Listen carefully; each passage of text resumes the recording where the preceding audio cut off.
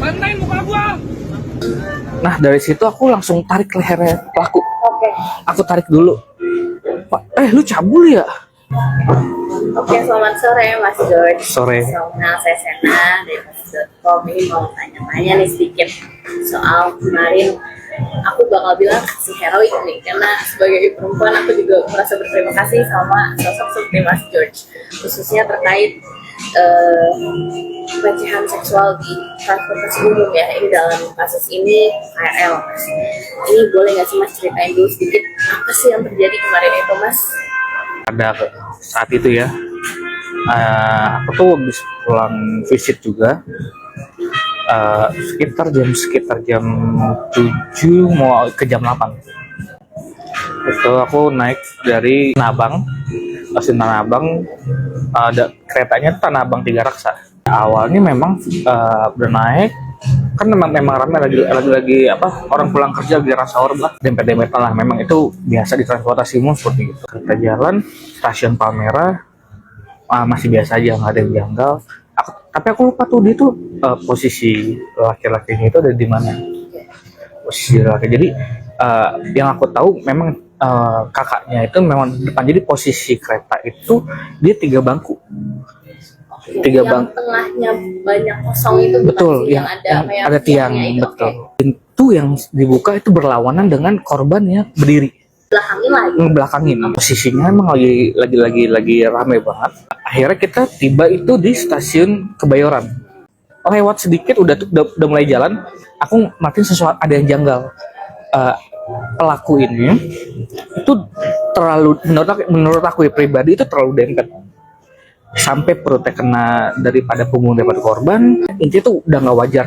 Karena pas aku lihat, aku sebelum aku negor si pelaku ini, aku lihat dulu ini space-nya masih ada ternyata, bisa untuk 1 orang. Ketika guncangan memang agak lebih dekat gitu ya kan. Terus aku merhatiin setelah kereta stabil itu, kok ini nggak lepas dari gesek, nggak mundur sama sekali. Pas aku lihat korban itu udah kayak keras muka, gimana ya kalau jelasin, kalau mimik dari wajah itu udah gelisah, udah ketakutan.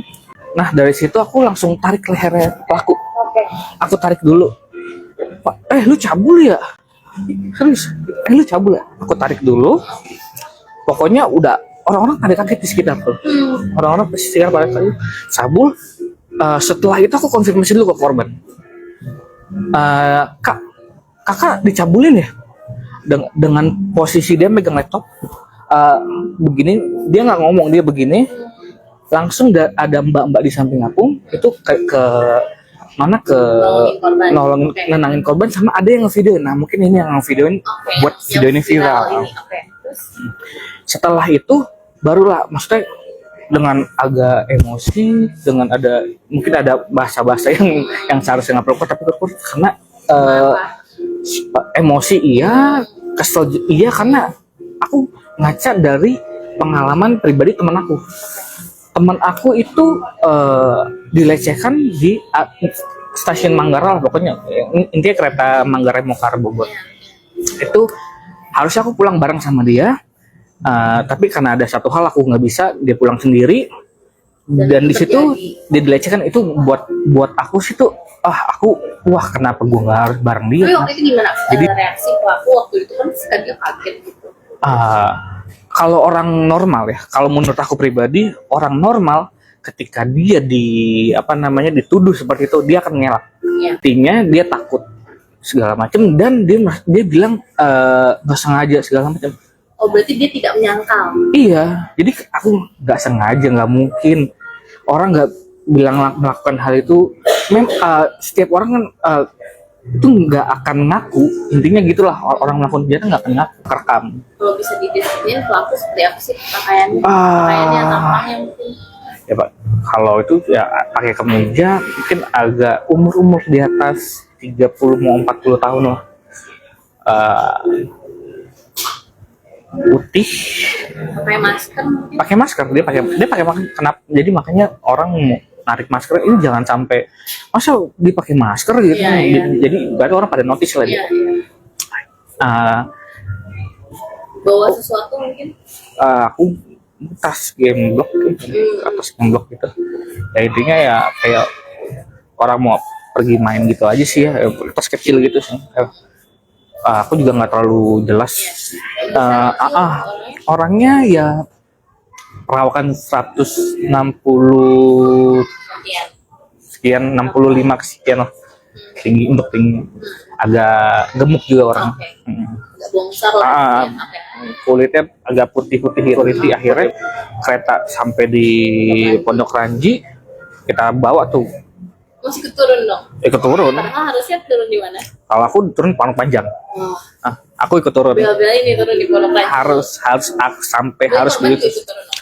Korban sama ada yang jagain korban, terus ada yang ikut meeting satu orang laki, aku lupa namanya, Mas, thank you banget. Terus sama yang nemenin korban, aku udah sempet chat sama dia, namanya Kak Irna, thank you, aku respect udah buat nemenin korban sampai ke kantor Zolim atau terus sampai nyebut gitu, astagfirullah, tapi dan di situ aku sebenarnya, lu berani melakukan hal itu tapi lu berani jemput gitu. Itu yang aku benci banget sih. So, habis itu intinya jadi satpam juga langsung kayak gercep lah ya. Iya. Tadi niatnya mereka mau disatuin tuh dalam satu ruangan, tapi aku bilang, Pak, nggak bisa. Jangan satuin korban sama akhirnya yang itu dipindahin ke ruang samping.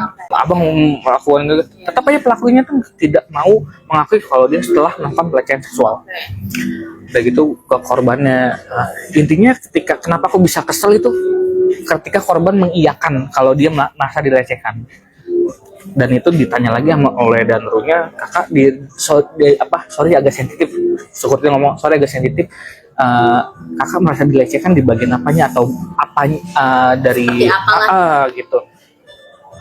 Pokoknya di belakang itu dia intinya tuh sorry ya, kemaluan kayak digesek-gesekin, lalu punggungnya itu disentuh. Nah di situ ini keterangan daripada korban, karena aku dengar ketika dia diminta keterangan ya, Pak, saya izin pamit pulang, ini saya tinggal nomor telepon, jadi kalau misalnya Bapak ingin minta saya jadi saksi, saya akan sangat-sangat bersedia. Saya sangat bersedia. Saya akan datang mau dipanggil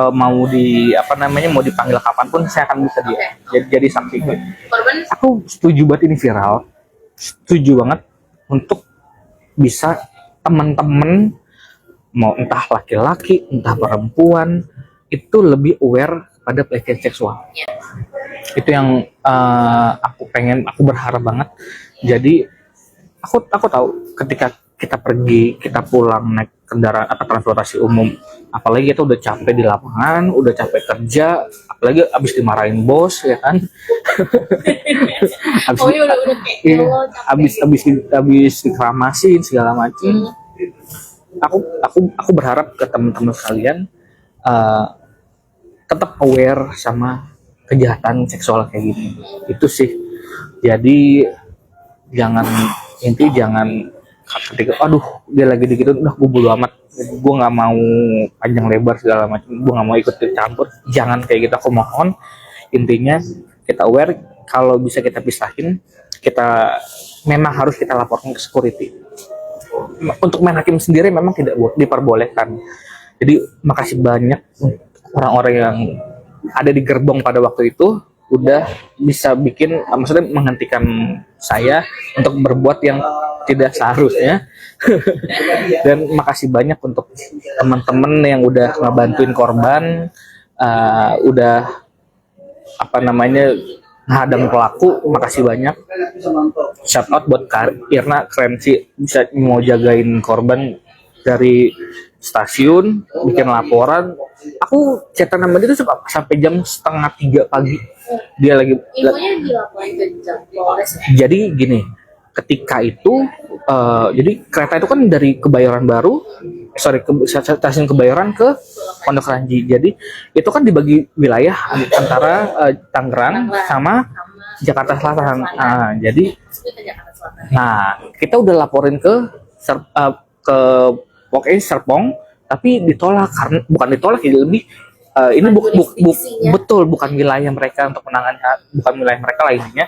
Akhirnya dibalikin ke Jakarta. Di situ infonya sih udah di BAP segala macem, udah katanya sih pelakunya udah ditahan. Kenapa aku belum mengetahui identitas pelaku, karena ketika itu udah diamanin lah. Intinya yang aku tahu dari pihak keluarganya korban itu udah mereka udah ngantongin pelaku, nama pelaku, KTP segala macam, identitas udah. FYI dia itu pelaku itu udah berkeluarga itu. Dorongan biar orang lain juga udah lu speak up aja, nggak apa-apa gitu. Kalau ada itu jangan dibiarin gitu. Kalau aku lebih kayak kita memposisikan diri ke korban. Jadi mau nggak mau, suka nggak suka, kita harus bela. Gitu sih. Intinya jangan sampai korban yang takut, tapi seharusnya pelaku yang takut. Itu sih, Kak.